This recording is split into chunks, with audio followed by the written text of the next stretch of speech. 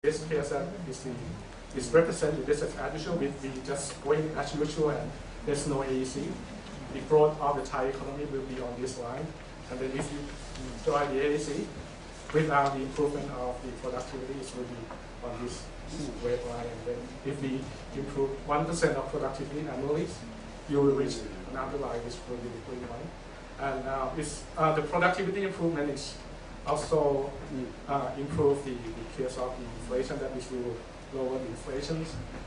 This is one of the main parts that we have a big concern, not only for the Ministry of Commerce, but people in the National Policy Office, the NDSCB, have this in mind, that they worry about the demand. So this shows that if you improve the productivities, it will lower the demand for the labors. And the last number is about 1 million labor that we can use, that we can have a smaller number to be employed for this productivity improvement. And this is the support Jan Pavik, the previous presentation, that this will improve the government revenues. And the last part is the households income, and the results show that if you enter the AEC, the gap will be smaller, and also if you improve the productivity, this gap will be also it's smaller. But sorry, the number is the chart is not clear, but I can share with you the number later. So that is the first model. The second one is the work that I said that is originated from ADB, and it's still going. So some part of the paper already published in the latest working paper of ORE in July. So Professor Asis worked with me, and he published the conceptual part of the model in these working papers. So this is the look scary. How to connect the real economy with the financial market. So to build a model, you have to start with the single country model, and then you expand the single country model with the financial part, and then you create the international or the multi-region model, and then you also create the financial flows in the model, and finally you get the model that also link the international cooperation of the financial market. So the model, the first one is similar to the one that I introduced in the first paper. Is capture the whole major activity inside the economies. So in this model, it shows how the investment or the capital flows can benefit or can give the transmission mechanism inside the economies. And the second one is the challenging part that we try to link the financial market into the model. So in this model, the financial market is just a simple assumption that you link saving with the investment. But to actually include the real financial market into this part, we need a setup of the aggregate balance sheet of the major agent inside the economy. So we collected the balance sheet of central bank, commercial banks, government, household, the enterprise, and rest of the world. So we link the saving through this aggregate balance sheet, and on the balance sheet there's the item that represent the fixed asset, and that fixed asset is linked to the investment in your real economy model. So this is the basic idea, that you need the aggregate balance sheet to represent the adjustment in the financial market. So this is the example that if we try to chart the model with the capital flows, what will happen to each item on the balance sheet. So the model will represent this adjustment. And finally, we built the model for each region. There are 6 regions in the model. So we have this set of the region specific. And we link it, the first link is through the import to the international trade. So you have to link the import and export through the trade metrics, and this will put the constraint on the model that makes sure that total export equal to the total import. The second part is to link the capital flows. So the financial flows on the rest of the world balance sheet will be linked to the capital flow metrics, and this will be the constraint to the model to make sure that everything is contained inside the model is equalized. Okay, so this is the model that we built. We built 6 regions model that represent this area, and the trade part is from the raw input-output database. The financial part is from the individual countries or the regional flow of fund tables, and we also use the data from this table, Lane and Melissy Ferretti, that they published papers that title the external wealth of nation, and that has the balance sheet, aggregate balance sheets of these countries. So this is the detail of the example that I showed the model with 2 scenarios, with the expansion, fiscal expansion of the first region, and the second one is the case that the current account of the first region is deficit. So this will be, the model will show the adjustment on the real economies, on the GDP, exchange rate, inflations, saving investment income for the household, expenditure of the household, saving of the household, and this will also show the detail inside every item on the balance sheet in this region.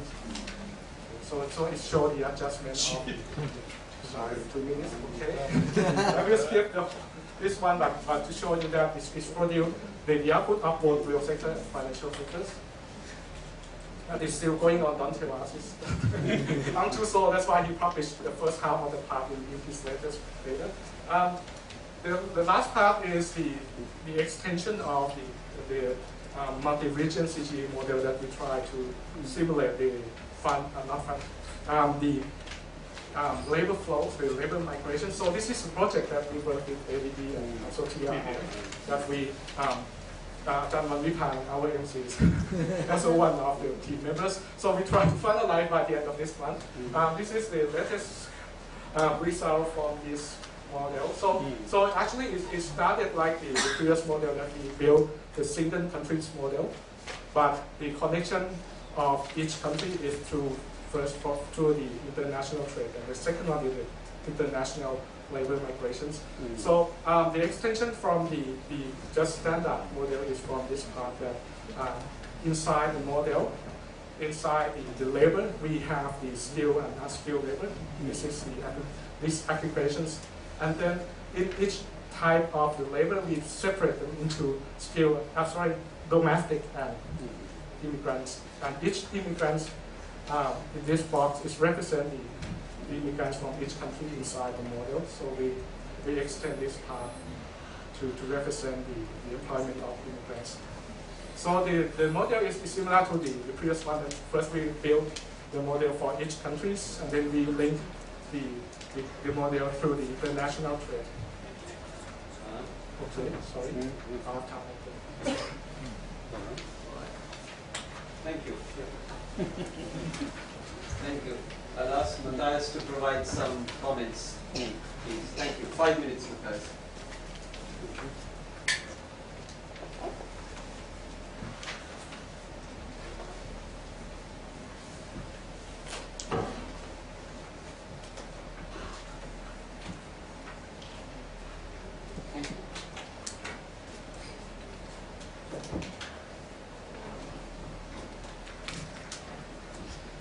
Good afternoon. My name is Matthias Held. I'm a research fellow at ADB. First of all, I would like to thank you, all of you, for this warm welcome here at Thammasat. I'm very glad to be here today. So I have the pleasure to discuss 70 slides in less than 5 minutes. But I will try my best. First of all, I mean, the PowerPoint presentation that I received was very impressive. I think the work that has been done by my colleague is very, very good, very substantive work. It also is a very good example of collaboration between Thammasat and other institutions, among them ADB. So I mean, these models are quite complex for the students here in the room. You have to really learn these models, and there are only a few experts who really master these models, and you have one of these experts in the room, so you can be very proud. So I think that this GTAP model yields very interesting results, and it's very close actually to the reality. I just have two questions, because the changes that you showed us are actually quite large, even before you establish the AEC. So I was wondering whether this kind of comes from the fact that almost all trade liberalization has already been done, or what could be the reason? Then another interesting question I thought is about the imports. You looked at the exports, but it might also be interesting to study what actually is going on with the imports into Thailand and the implication. Then another question is, I mean, in the economies that will be part of AEC, you have a lot of sectors that are very distorted through subsidies, and I was wondering how you took into account these distortions. About the dynamic CGE, I think also the projections are very interesting. I was a little bit doubtful about what you pointed out, that higher work productivity will always come with lower employment. I mean, one could also argue if Thailand becomes more productive, you can get a higher share of world production, and then this might compensate for the loss of employment within AEC. You might even have a higher employment because you're very productive. So I'm not sure whether this prediction can be somehow changed, because I think it's a little bit counterintuitive. And then I remain a little bit in doubt how you actually were able to predict the income distribution. I mean, in this type of integration, I'm not sure whether the high-skilled work will benefit more, or the low-skilled. You show that there's actually a reduction in the gap between the two, but I couldn't see how this works in the model. And then also unemployment. I guess the model is not really dealing with unemployment. Then your model about the regional financial integration. You have two scenarios. One is about fiscal expansion, which basically benefits everybody. I think that's kind of intuitive, but I'm not sure how is it motivated, this scenario. The second scenario of targeting the current account, also for me the question was, why should the government target the current account? Then also the risks of the fiscal expansion in the first scenario should also be pointed out, because you depict as a very positive scenario, but I think there are also some risks involved. Finally, about the labor migration, I'm not completely familiar with the AEC, but what does it mean in terms of the movement of natural persons? Does the AEC include mutual recognition of, for example, diplomas?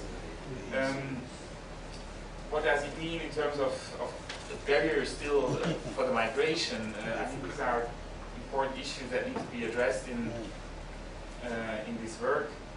And again, who will benefit from the regional integration? Will it be the low skilled or the high skilled? Will it be the mobile workers, rather the less mobile workers, the rural versus the urban? Then yesterday we had the EAEA conference at Chua Long Cornell University, and some researchers showed some work that showed that the education premium in Thailand is rather low, and I was wondering whether this could change now with this integration. Can the qualified people in Thailand benefit more from their education? And I think the EU provides a good example of labor market integration, because we're also quite a heterogeneous continent when it comes to the languages, cultures, and the labor market integration for this reason is limited, but we try to do our best to build an integrated labor market. So that's, and then I have some more general comments to round up. So you focus now basically on this integration of AEC, but it might also be interesting to look at other integration projects in the region. Thailand is part of the RCEP process. Then another question that is a question of concern for ADB is whether the cross-border infrastructure can actually handle these increased trade flows, and I guess Peter will talk about this later this afternoon. And again, we have a lot of distortions in the markets here, and how do you address these? And finally, the question of trade facilitation. Is actually the trade facilitation yet at a stage where it can handle also the increased trade? Thank you very much.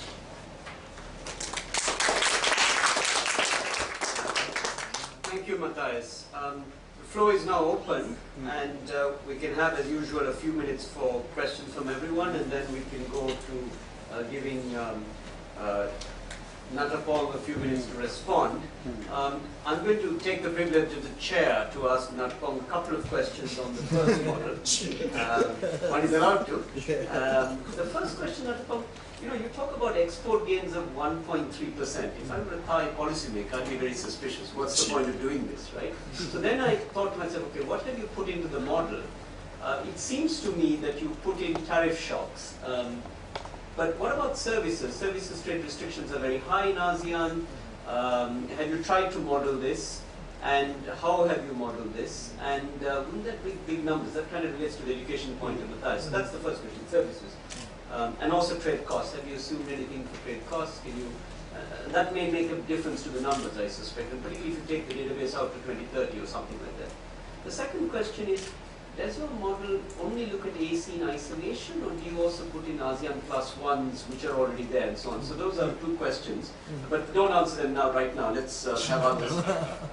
Please, any others? Please, can you identify yourself, just for our benefit, please? Yes, my name is Kirosi. I can't see the chair. I'm from here, Thammasat University. I have the similar questions as Matthias asked about the productivity drop in employment. I'm not sure if I misheard or you actually said that. So you said that because when productivity increased, the labor demand dropped. As we learned that anytime when we have higher productivity, marginal productivity always increase, and we always have higher demand for labor. But we could have the drop in total employment instead. I'm not sure whether I misheard the labor demand fractions or the whole employment. One reason is that, okay, if it is the whole employment, there will be one reason to explain that. We could have the very huge income effects. That when you raise the wage, like productivity increase, the wage increase, the firm has more profit, and the profit transfers to households. Households has high income, so they work less. And that's why the equilibrium will have a less employment. It could be possible, but it comes from I'm not sure whether you can trace your model, whether that transfer is huge enough to reduce the working intentions of labor. So that's only one point. Thank you. Anybody else? Please, Professor. I have two questions.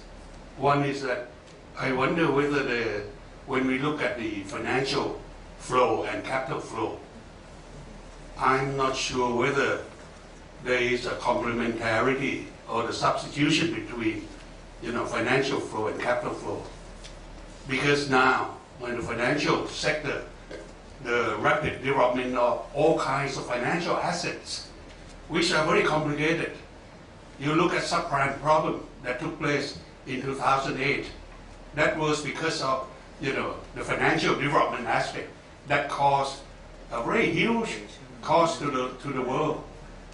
So I'm not sure about this aspect of complementarity or substitution between finance and capital. This is the first one. Secondly, when you look at the regional cooperation or integration, of course, by itself, it encourages free trade among the members. But this discriminates against non-members. So if you look at more on the global basis, this economic cooperation or integration on the regional basis will be the obstacle for the global free trade. So how would it affect so-called the limited world resources?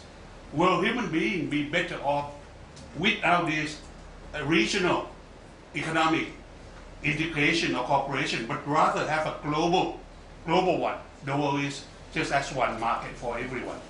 So it seems that it is a second base, not the first base. We are talking about free trade globally, but this economic integration in different parts of the world create barriers for global free trade. Thank you.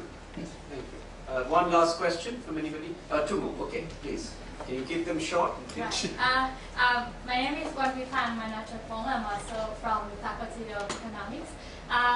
I'm very newbie to CGE, so I'm actually thinking, if a lot of variables are actually changing at the same time.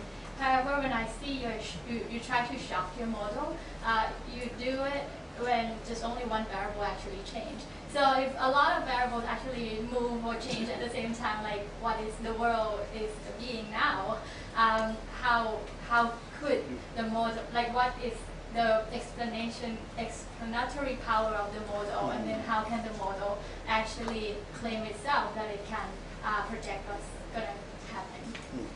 Thank you. Last question, please.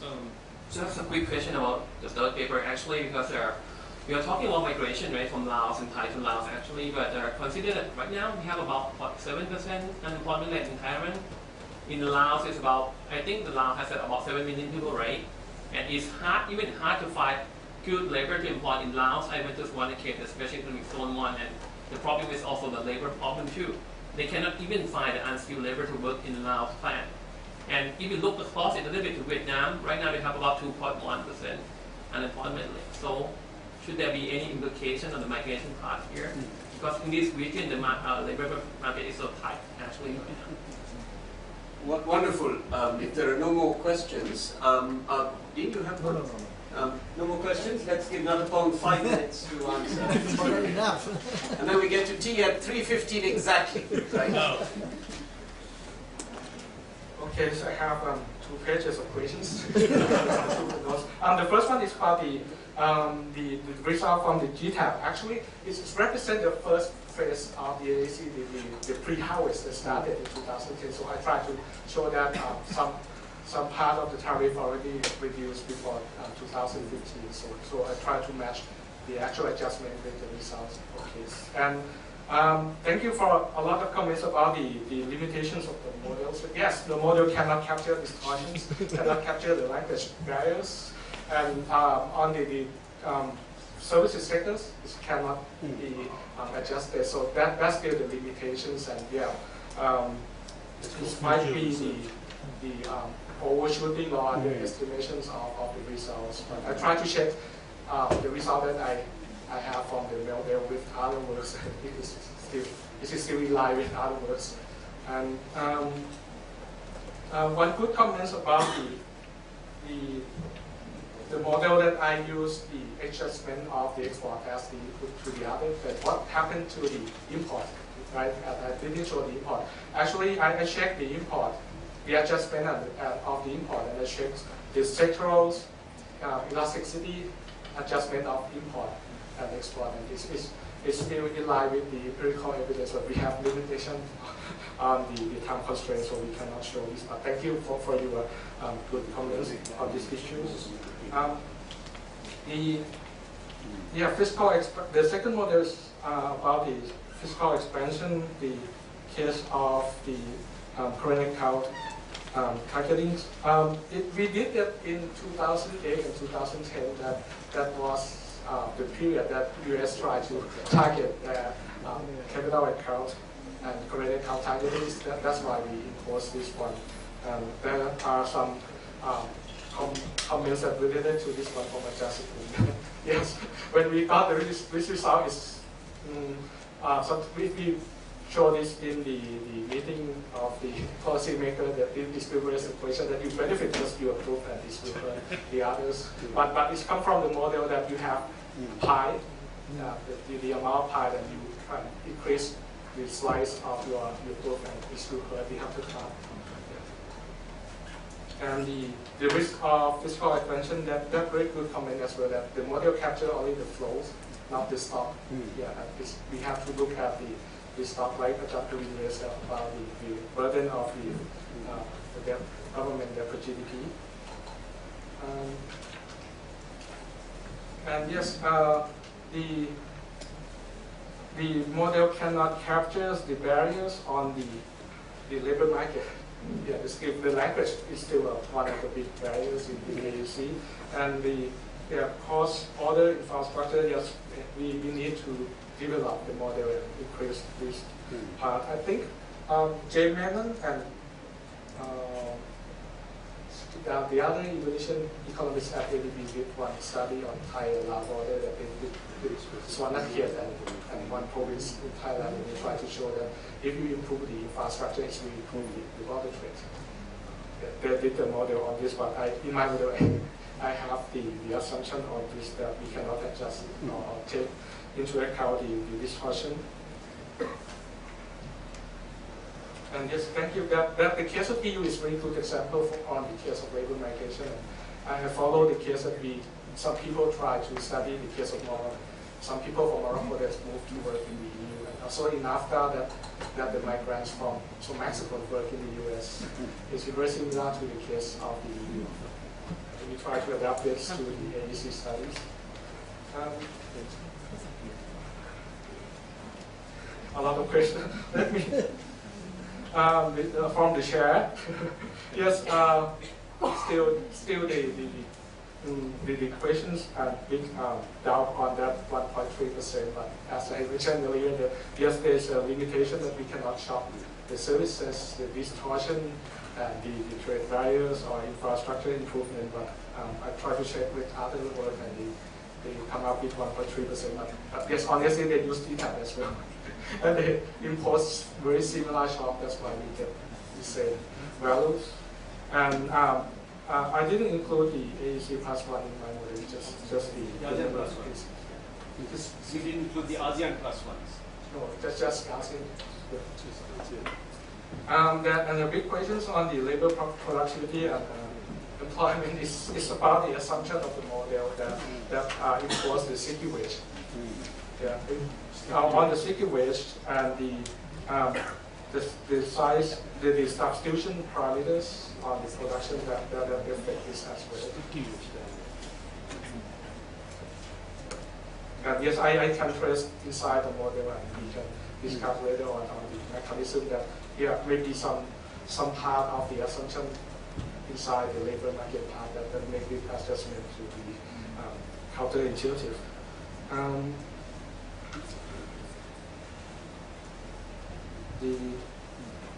From Jan Wanvipan, yes, very good questions. I did that in my PhD dissertation. That we try to run the multicolor, that we let everything change based on the empirical evidence on the distribution. So I let every parameter inside the model to be deviated from the original part. It takes 2 hours to finish one simulation, but it gives you the distribution of the all variable inside the model, and you can see the sensitivity of the model. Thank you. And the last question from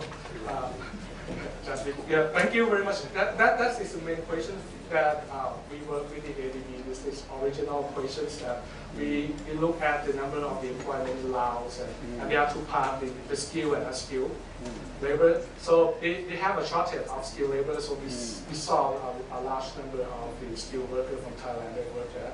But actually it's come with the foreign direct investment from Thai countries that work there. So we try to see what will happen if Laos growing at this GDP growth 7.5%. What will happen to the demand for the labor, for the skilled labor, and also for the unskilled labor in Laos?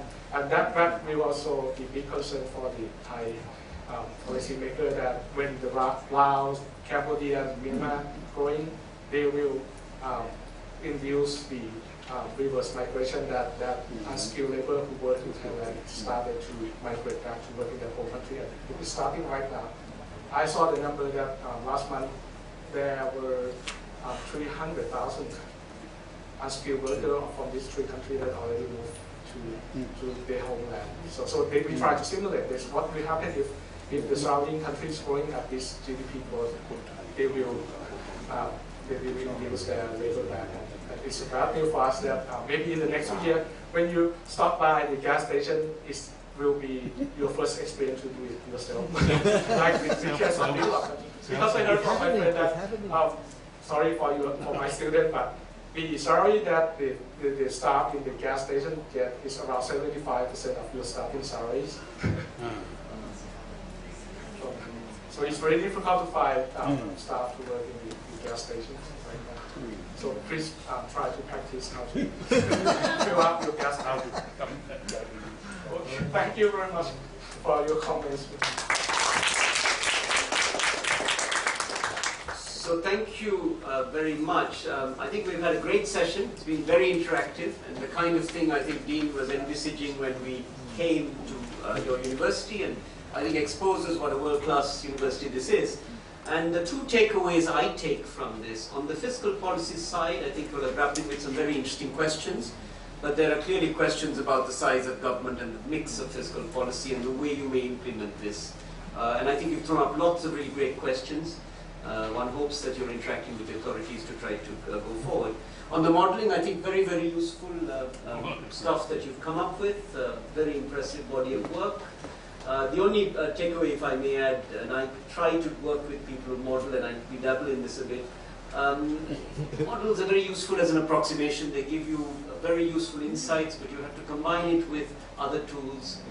Policy analysis, very deep policy analysis, the kind of thing that you're doing on fiscal policy has to be there, plus enterprise surveys and other things. And then you get a really great set of tools to do policy analysis. Models on their own are very useful just for indicative. You need the other stuff as well. But I think very impressive work that you've done. And the only thing I'd want to refer you to, you're absolutely right, tariff analysis is really useful. A couple of studies, Joe Francois looks at services, trade barriers, and he tries to bring those down. Assumptions are made.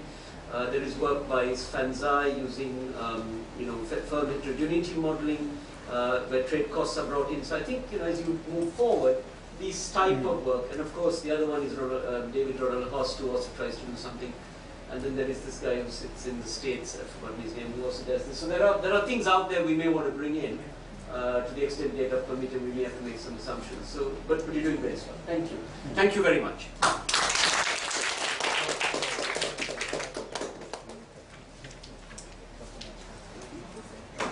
Okay, so before we come back for the second session at 3:30, let's have a very short break.